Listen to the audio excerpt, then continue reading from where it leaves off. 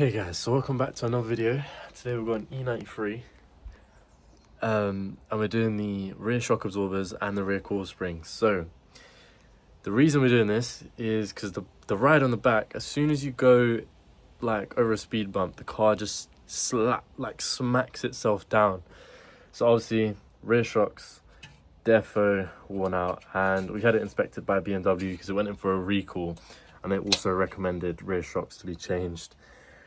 Alongside that, we've got a cracked coil spring as well, so I've ordered that as well. I'll show you what it looks like as well, because it's actually like wedged in, so it's cracked and then slid and wedges itself in place. So it's not, well, it's bad, but it's not too bad. But obviously we need to change it, we need to get it up to the way it should be. So I haven't done this before on a BMW before, so we're going to learn together, but it shouldn't be too difficult, apart from the fact that it is a convertible. So getting access to that top shock absorber bolt is going to be a bit difficult, but we'll get there.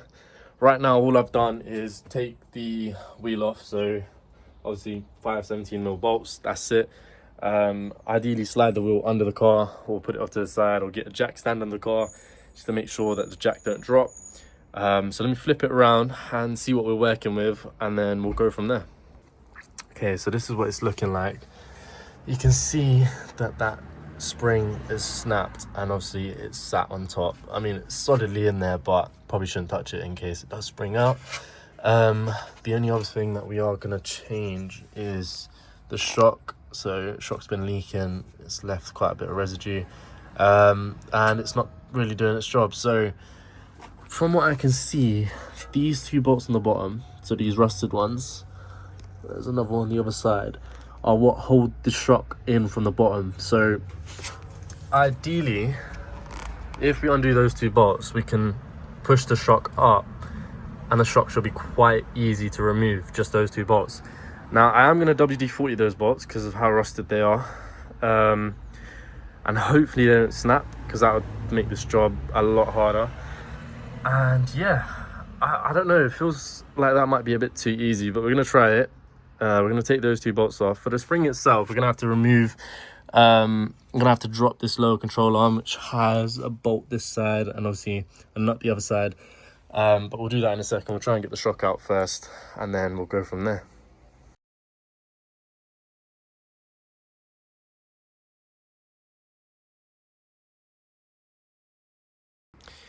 Okay guys, so a bit of an update.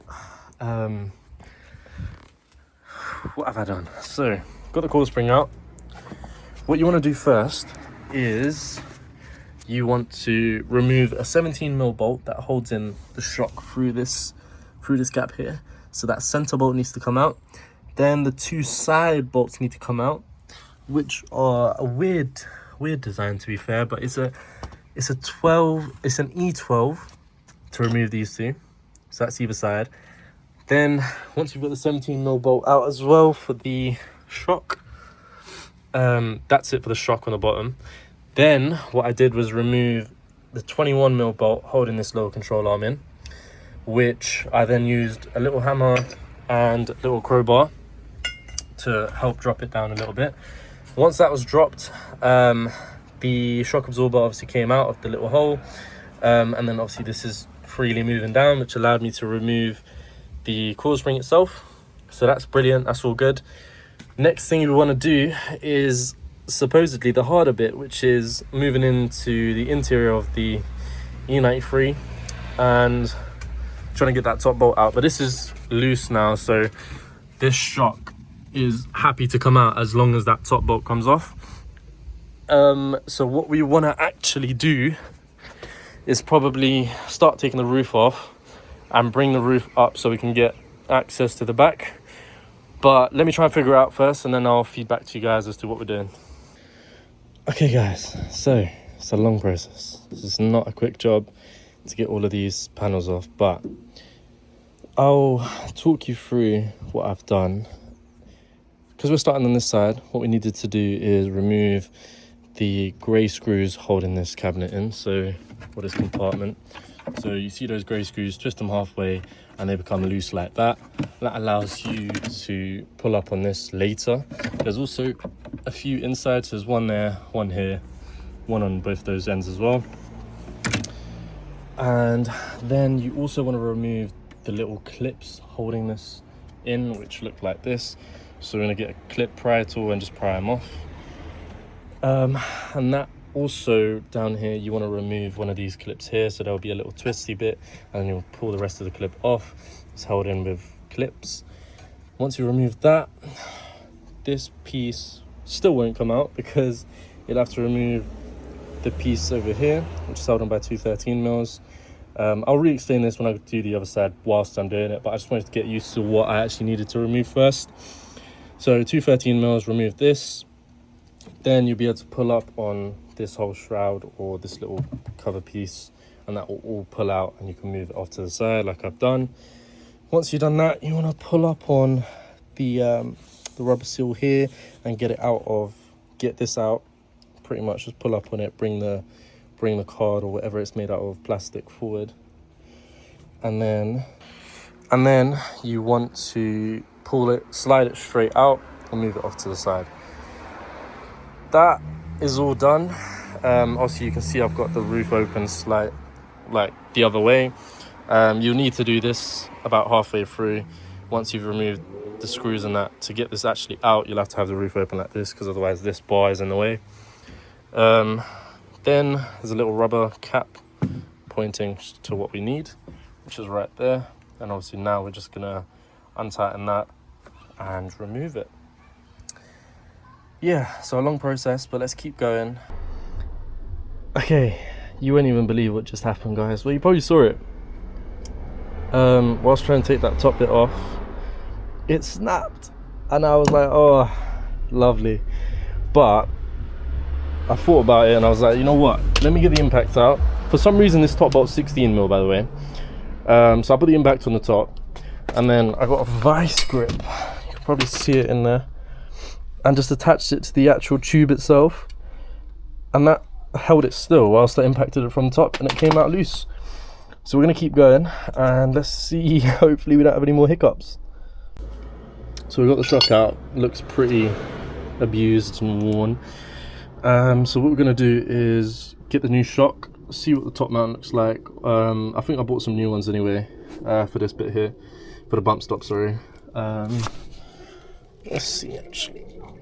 I don't know if this shock is actually bad or not. Well, I mean, it's not springing, so I don't know. It's kind of just staying put where it is. I'm sure that means it's gone. But yeah, oh yeah, that shock was defo gone, because obviously look at the state of that bump stop. So that's why the ride has been so harsh so far. Let's see, hopefully, I'm not sure if the new bump stop comes with this top piece. Let's have a look at the new stuff and see what we can do. Okay guys, so this is what it's looking like. We've got the new shock, we've got the the dust cover, and then we've got the new bump stop attached to that top metal bracket that was already here. Process is a little bit long just because of the inside, but that's just how it is when you work on cars. So what we're going to do is slot this back up to the top, then we're going to tighten the top bolt. Hopefully nothing snaps this time, as I did explain that we had obviously the top bolt snap off whilst we were working up there, but that happens. Thankfully the impact and a vice grip saved us from a little bit of a tricky situation. So yeah, we're gonna slot this back up there, then tighten it up at the top, tighten it up at the bottom, put the new spring in. Hopefully everything goes smooth. So let's continue and see how it goes.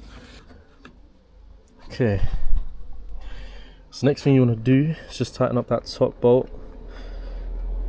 Obviously still a 16mm on the top. Hopefully this one doesn't snap, because obviously that's not fun. And also I think I'm left without the rat tool as well, unless I can try and get that out. So let's try it. Stick a screwdriver in there, try and push that out.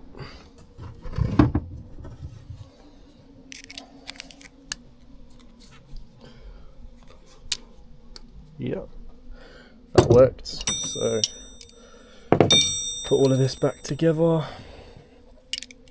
and then grab our 16mm to hold it in place, twist it back,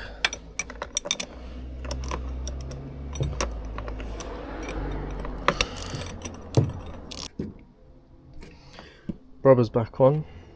Next thing you want to do is slide this piece back on.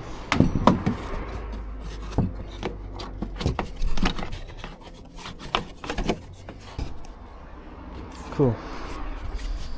Somewhat together. So I want to move down here because I want to make sure it all lines up and fits on before we close up the top. So that will go onto there, and then what we want to do is bring another jack, start jacking it up.